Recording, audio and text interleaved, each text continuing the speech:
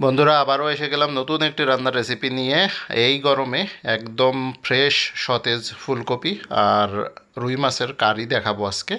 খুব সহজেই রান্নাটা কিভাবে করা যায় সেটাই আপনাদের সাথে শেয়ার করব। প্রতিনিয়ত এই ধরনের সহজ সহজ রান্না দেখার জন্য অবশ্যই আমাদের চ্যানেলের পেজটি নিয়মিত ভিজিট করবেন। আর আজকের রান্নাটি যদি ভালো লাগে অবশ্যই সাবস্ক্রাইব করে সাথে থাকবেন এবং বেল বাটনটি ক্লিক করতে ভুল করবেন না। তাহলে আর কথা না বাড়িয়ে চলুন এই অসাধারণ সুস্বাদু রান্নাটি কীভাবে খুব সহজে করলাম সেটি আপনাদের সাথে শেয়ার করি।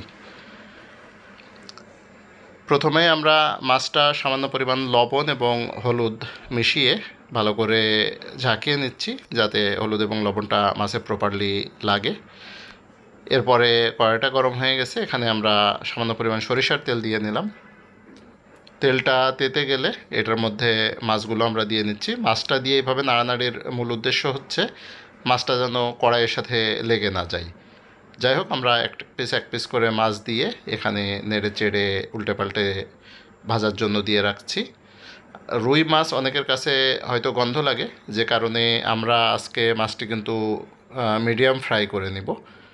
মোটামুটি ফ্রাই করে নিলে মাছের যে গন্ধটা সেই গন্ধটা থাকবে না। এখানে আমার ছেলে মেয়ে মাছ খাইতে খুব একটা পছন্দ করে না, তাই আমরা মাছটা মোটামুটি ফ্রাই করে নিব যাতে মাছের কোনো গন্ধ না থাকে। এতে হয়তো বা তারা মাছটা খেতে পছন্দ করবে। যাই হোক, মাছটা আমরা ভেজে নিয়েছি, এখন উঠিয়ে নিচ্ছি। একটু আপনাদেরকে দেখাই যে আসলে কী পরিমাণ আমরা ভাজলাম। এই যে এখানে মিডিয়াম ফ্রাই আমরা করে নিয়েছি।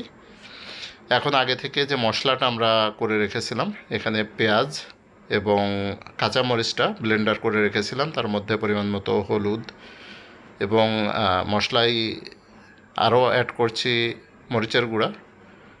মরিচের গুঁড়া এবং হলুদটা দিয়ে এখানে আগের যে ব্লেন্ডার করা পেঁয়াজ রসুন, এর মধ্যে সামান্য পরিমাণ ধনিয়া এবং জিরা গুঁড়া আমরা দিয়ে নিচ্ছি। দিয়ে মোটামুটি এটা 3 মিনিট আমরা ভালো করে সিদ্ধ করে নিব। সব মশলাগুলো ভালো করে মিশিয়ে নিচ্ছি। 3 মিনিট পরে আমরা আগে থেকে সাইজ করে কেটে রাখা ফুলকপিগুলো এখানে দিয়ে দিলাম। ফুলকপিগুলো দিয়ে মশলার সাথে ভালো করে নেড়ে চেড়ে সামান্য পরিমাণ পানি এখানে আমরা অ্যাড করব। তার আগে মশলার মধ্যে ফুলকপিগুলো ভালো করে সেট করে নিচ্ছি। সেট করে এখানে সামান্য পরিমাণ পানি আমরা অ্যাড করে দিচ্ছি। এটা মূলত ঝোলের পানি না, এটা আমরা কষানোর জন্য বা সিদ্ধ করার জন্য এই পানিটা দিয়ে দিলাম। দিয়ে এটা ঢেকে দিচ্ছি। 5 মিনিট পর আমরা এটা উঠাচ্ছি। এই যে দেখছেন, এটা যেহেতু সিজনাল ফুলকপি নাই, এটা যেহেতু গরমের সময়কার ফুলকপি, যে কারণে এটা সিদ্ধ হতে কিন্তু যথেষ্ট সময় নেই। আর এই ফুলকপির স্বাদটাও কিন্তু একটু ডিফারেন্ট টাইপের হয়, এটা কিন্তু খেতে বেশ ভালো। যাই হোক, আবারও 3 মিনিট পরে আমরা আসলাম। এখন দেখছেন এখানে পানিটা কিন্তু মোটামুটি টেনে নিয়েছে। আরও একটু আমরা পানিটা টানিয়ে একবারে কষিয়ে নিব, যাতে এই রান্নার যে ফ্লেভারটা সেই ফ্লেভারটা আরও সুন্দর হয় এবং খেতে ভালো লাগে। এখন দেখছেন পানিটা মোটামুটি টেনে এসেছে। এখন আমরা এখানে ঝোলের পানি দিয়ে দিচ্ছি। ঝোলের পানি পরিমাণ মতো দিয়ে এটা যখন হালকা গরম হয়ে যাবে বা বলক ওঠা শুরু হবে, তখন আমরা এটাতে মাছগুলো অ্যাড করে দিব। আগে থেকে ফ্রাই করে রাখা মাছগুলো আমরা এখানে সেট করে দিচ্ছি। যেমনটি দেখছেন, প্রত্যেকটা মাছ তরকারির মধ্যে সুন্দর করে আমরা সেট করে দিচ্ছি এবং পানির মধ্যে দিয়ে দিচ্ছি যাতে এটা প্রপারলি সিদ্ধ হয়। 5 মিনিট পরে আবারও আসলাম। দেখছেন এখানে যে ঝোলের পানিটা ছিল সেই পানিটা মোটামুটি টেনে এসেছে এবং আমাদের রান্নাটিও কিন্তু মোটামুটি শেষের দিকে।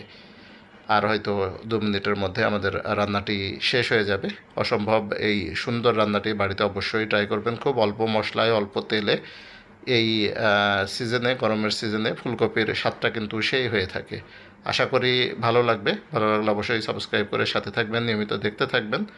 আর এই ধরনের সুন্দর সুন্দর সহজ রান্নার জন্য অবশ্যই আমাদের চ্যানেলের পেজটি নিয়মিত ভিজিট করবেন। এখানে প্রচুর সহজ সহজ রান্নার রেসিপি দেওয়া আছে, বিশেষ করে যারা নতুন রান্না শিখছেন তাদের জন্য বা ব্যাচেলার যারা আছেন তাদের জন্য খুব সহজ সহজ রান্নার রেসিপি দেওয়া আছে। এই রেসিপিগুলো আপনারা ফলো করে খুব সহজে রান্না শিখে যেতে পারবেন এবং সুন্দর সুন্দর সুস্বাদু রান্নাগুলো অবশ্যই বাড়িতে সবাই পছন্দ করবে। আর এই ধরনের রান্না নিয়মিতই আসতে চলেছে, সেগুলো দেখতে অবশ্যই সাবস্ক্রাইব করে সাথেই থাকতে হবে এবং বেল বাটনটি ক্লিক করে রাখতে হবে। যাক, ভালো থাকবেন, সুস্থ থাকবেন, খুব শীঘ্রই আবার দেখা হচ্ছে।